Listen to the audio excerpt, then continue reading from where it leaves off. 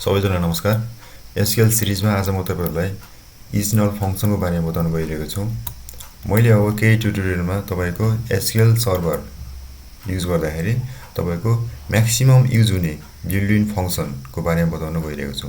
जो चाहिँ सबसे धेरै एसक्यूएल मा युज हुन्छ बिल्ट इन फंक्सनहरु जस्तो इजनल कोलेज हैन स्ट्रिङका बिल्ट इन फंक्सनहरु इस2 त्यस्तो कन्क्याट त्यसपछि कन्भर्ट कास्ट यस्तो फंक्सनहरुको बारेमा चाहिँ म चाहिँ केही दिनसम्म चाहिँ म यस्तो भिडियो चाहिँ अपलोड गर्छु। आज चाहिँ म तपाईहरुलाई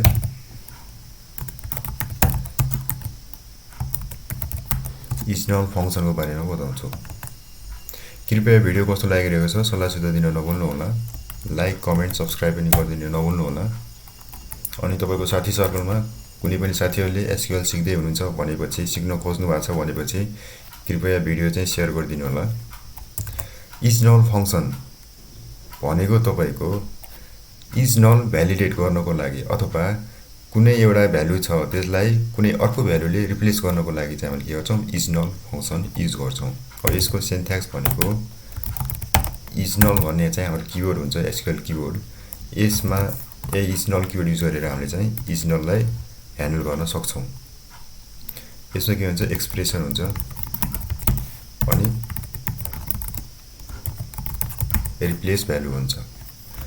तपाईको एक्सप्रेसन भनेको तपाईको कुनै पनि भ्यालु यदि नल छ भनेपछि रिप्लेस भ्यालु यसमा चाहिँ हामीले जुन भ्यालुले रिप्लेस गर्न चाहन्छौं त्यसले चाहिँ यसलाई चाहिँ रिप्लेस गर्छ। इफ नल चाहिँ के छ एक्जिस्ट छ भनेपछि। यदि नल छैन भनेपछि चाहिँ के हुन्छ यसले चाहिँ रिप्लेस गर्दैन। यो आउँछ फर्स्टमा के हुन्छ लेफ्ट तिरबाट चाहिँ एक्जिक्युट हुँदै जान्छ। यसले चाहिँ नल चेक गर्छ। नल छ भनेपछि सेकेन्ड प्यारामिटरमा जान्छ र यसले चाहिँ रिप्लेस गर्छ। यदि अलरेडी यो नै चाहिँ नल छैन भनेपछि चाहिँ यही नै रिटर्न गर्छ। यसको सिन्ट्याक्स चाहिँ यस्तो टाइपको भयो। यसले चाहिँ कसरी काम गर्छ भन्दाखेरि सिलेक्ट इज नल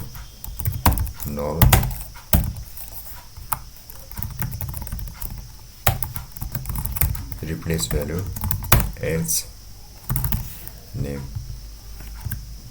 अहिले के गरे कसरी काम गर्यो भन्दाखेरि इजनलले जहिले पनि यहाँनिर फर्स्ट प्यारामिटरमा नल छ कि छैन चेक गर्छ। नल छ भनेपछि सेकेन्ड प्यारामिटरमा जुन दिएको छ त्यसले चाहिँ नललाई रिप्लेस गरेर चाहिँ भ्यालु आउँछ। जस्तो यहाँनिर मैले यसरी चाहिँ इम्प्टी दिए भनेपछि यहाँनिर यसले चाहिँ काम गर्दैन रिप्लेस गर्दैन किनकि यहाँनिर तपाईको भ्यालु नल हुनै पर्छ। यसले चाहिँ चेक केसँग मात्रै गर्छ नलसँग मात्रै गर्छ। ठीक छ है। यसले चाहिँ दुईवटा प्यारामिटर मात्रै एक्सेप्ट गर्छ मल्टिपल प्यारामिटर युज गर्दैन। त्यसको लागि चाहिँ हामीले कोलेज भन्ने युज गर्न सक्छौं। म चाहिँ नेक्स्ट भिडियोमा चाहिँ कोलेजको बारेमा बताउने गर्छु। मसँग चाहिँ एउटा टेबल छ पोलिटिशियन। ठीक छ। यसमा first name middle name 1 middle name 2 last name nickname party भन्ने छ। कुनै पनि व्यक्ति यस्तो हुन्छ जसको चाहिँ निकनेम पनि हुन्छ अनि फेरि मिडल नेम पनि 2 अथवा 2 भन्दा बढी पनि हुन चान्सेसहरु हुन्छ। जस्तो खड्ग प्रसाद ओली खड्ग प्रसाद शर्मा ओली भनेको यसमा दुईटा चाहिँ के आयो मिडल नेम आयो अनि यहाँ लास्टमा के छ निकनेम पनि छ। कुनै यस्ता व्यक्तिहरु हुन्छ जसको नै first name last name middle name थाहा हुँदैन ल निकनेम मात्रै थाहा हुन्छ। जस्तो लेनिन भयो हैन। जस्तो कर्मा भन्ने एकजना हुनुहुन्छ उहाँको चाहिँ के छ उहाँले कर्मा मात्रै लेख्नुहुन्छ उहाँको चाहिँ नाम मात्रै यस्तो हुन्छ। अब यसमा मैले के गर्नु पर्यो मैले चाहिँ फर्स्ट नेम लिन पर्यो।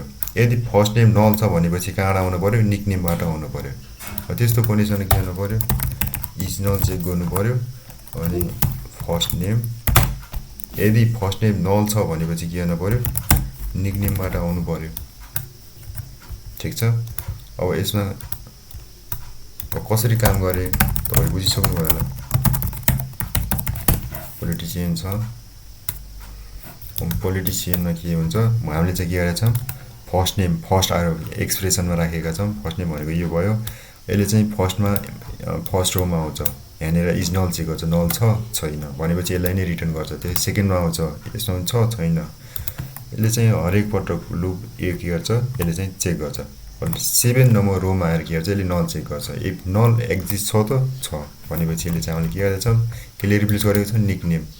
यसको निकनेममा के छ लेनिन छ भनेपछि यसलाई चाहिँ लेनिनले रिप्लेस गर्यो भनेपछि यसरी आउटपुट आयो।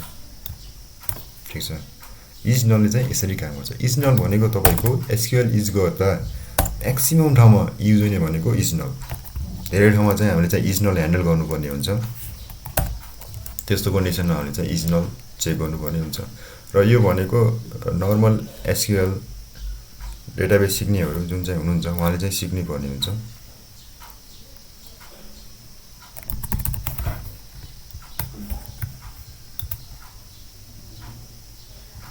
जस्तो यसमा छ तपाईको मिडल नेम लास्ट नेम।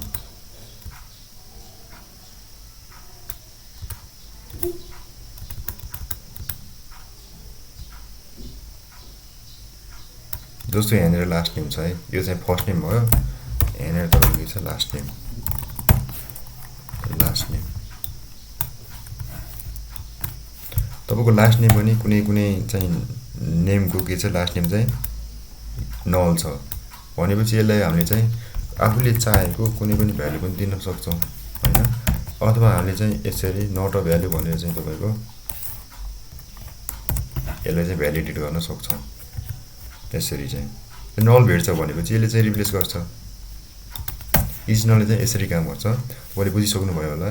कृपया भिडियो कस्तो लागिरहेको छ, राम्रो लागिरहेको छ भने चाहिँ लाइक सब्स्क्राइब गरिदिन नभुल्नु होला।